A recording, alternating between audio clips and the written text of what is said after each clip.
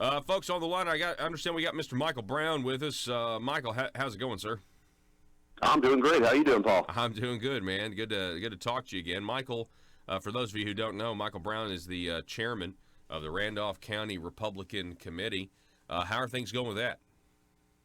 It is going great right now. We're trying to increase members right now and get the campaign season going.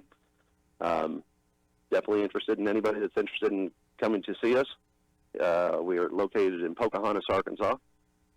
Yeah. And well, it's been fun. I've been to a few of the meetings, and it's good to get to know you guys a little bit better and talk about all kinds of stuff, and everything that's going on. So you guys do have you guys are trying to plan a Lincoln Day dinner coming up soon, right? Absolutely. Yeah, we're doing it together with Lawrence County this year. They will be hosting it this year, Mr. Brenton Powell from Lawrence County. October 12th at 6 p.m. at the Hoxie Service Center is when we're going to have this Lincoln Day dinner. Rick Crawford will be speaking at this dinner, and the majority of the details will be posted on the Facebook page at the Lawrence County GOP, and we'll try to keep it posted also at the Randolph County GOP on Facebook. Nice. And anybody that's interested in this meeting, the dinner, please contact us there on Facebook. And so that works. I mean, I think this is a good idea that you guys, Lawrence County and Randolph County, kind of come together, do one big event, and hopefully everybody benefits from it. That's a really good idea. And so you guys did it in Randolph County a joint dinner with them the last time, correct? Yes, sir. Yes, sir. We did. Okay. Yeah, that was a real good turnout. So Michael, tell me a little bit about what do you think about. I already know the answer to this. So for those of you who don't know, when Michael comes to these Randolph County meetings, he has these. You've got some of the most awesome pro-Trump shirts. Absolutely, I've ever seen. One of them is I think it's just the hair. It's just like a cartoon image of the hair that says like Trump 2020, right? It's the profile of the Republican elephant with Trump's hair going on the top of it. That's what it is. I ordered that online. That's a real goofy shirt. I like that one. The one you just saw just recently at the last meeting was I picked this one up actually in Kissimmee, Florida. It's Trump as Superman, and he's ripping his button-up shirt open to reveal the Superman symbol, except it's a T. It's Trump 2020. So I like these shirts. Tell me about, last time I saw you had just gotten back from the beach. Now, were you in Florida? Yes, sir. Okay. So you mentioned that there was a ton of Trump support down there. Now, I mean, I know it's the Panhandle. Absolutely. But, I mean, tell us about it. Yeah, it's just, there's all kinds of different, in the Kissimmee and Orlando area, there's a lot of little shops, like flea market-style shops. Oh, that's not And it just seems like all the T-shirt sales places, you can't turn without seeing a pro-Trump shirt in any of these shops, and just bumper stickers all over the place. And I've got, of course, Trump stickers all over the back of my truck. And when I was driving through there, you'd have people honking, waving, thumbs up, and everything with the Trump. Wow. So yeah, it was very encouraging being down there incredible. in Florida. With okay, so now you were in Orlando, so I mean that's like Central Florida. Yes, sir. Mm-hmm. Wow. Okay. Well, we did a lot. Well, we did a lot of traveling between the two. Okay, I got you. Well, on election night, we're always waiting for that. The Panhandle's on the Central time, and then you got the rest of it's kind of on Eastern time. So we're always waiting on the polls to close, and the Panhandle's still out. So we don't really know. Oh yeah. And so you think the Panhandle is just very, very conservative, and then you've got some pro-Trump stuff, and in the central part of the state as well. But I just thought that was very encouraging, and I think that's happening in a lot of places. And I think the worst thing that can happen for the left is for Trump supporters. And when I say Trump supporter, I just mean, come on, there's just no way you're going to be able to vote for a Democrat with what their stance is. Not with the platform that they're carrying, not at all. Exactly.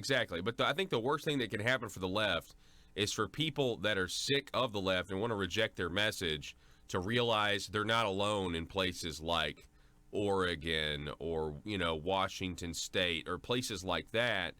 I think that's the worst thing that can happen for the left. And I think that's kind of why the media is lying all the time. I mean, they want to make sure that the supporters that are out there do not vocalize it and get more supporters as a result of it.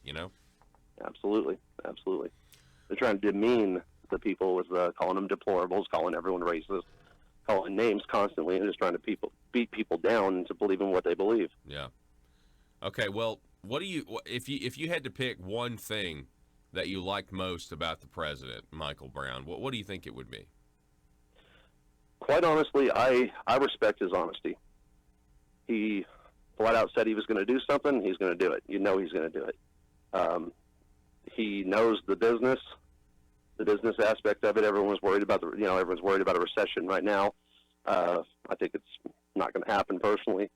They were worried about a recession when he got elected, and then the day after the election, I sure wish I had some stock at that time.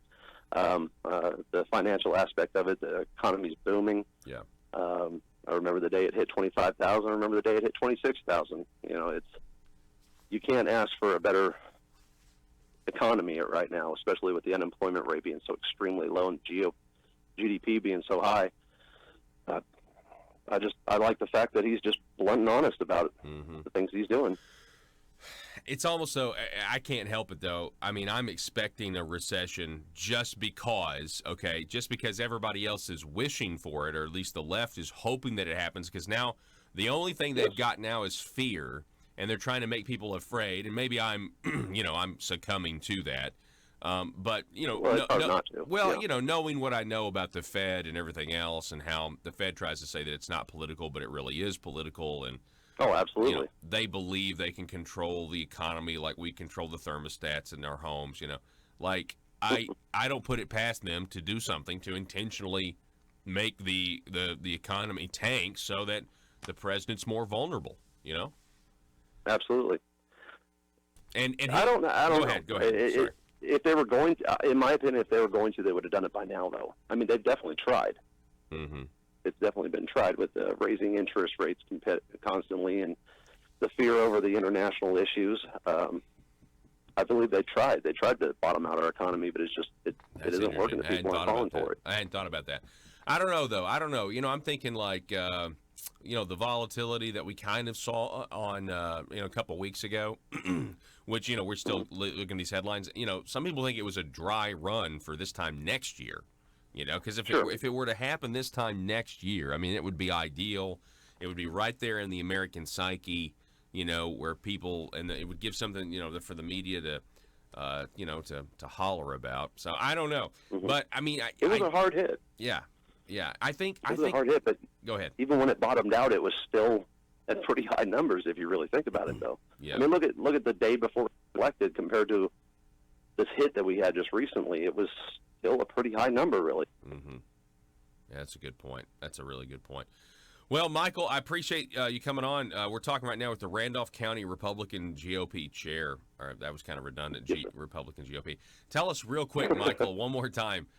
When is this Lincoln Day dinner, this joint Lincoln Day dinner with Lawrence County? I'm going to reach out. I got to meet the Lawrence County chair, too, because he was there at the meeting the other Brendan day. Powell. Yeah, Brendan Powell. Mm-hmm. So tell us again, when is this dinner going to be? It's looking to be October 12th at 6 p.m. at the Hoxie Service Center. Okay. And once again, Rick Crawford will be speaking. We'll have a lot more information on the Facebook page. Do you mind if I plug something that's going on tomorrow? Absolutely. Okay, all right. I mean, I do not mind. I understand. Yeah, Thank you, sir. Lawrence County tomorrow, actually, the 24th of August, is having a fish fry at the Old Black Rock School cafeteria, and that's going to be from noon on until they sell out. And it'll be $10 a plate for a 10-year-old to adult, $5 a plate for a 5 to 9-year-old, and under 5 is free. So they're going to have a good old fish fry there and I believe they're going to have live entertainment, if I'm not mistaken. I may be wrong on that, but I believe they are. Wow. So if you're anywhere around Black Rock School tomorrow at noon, come on in and have a fish fry with Lawrence County.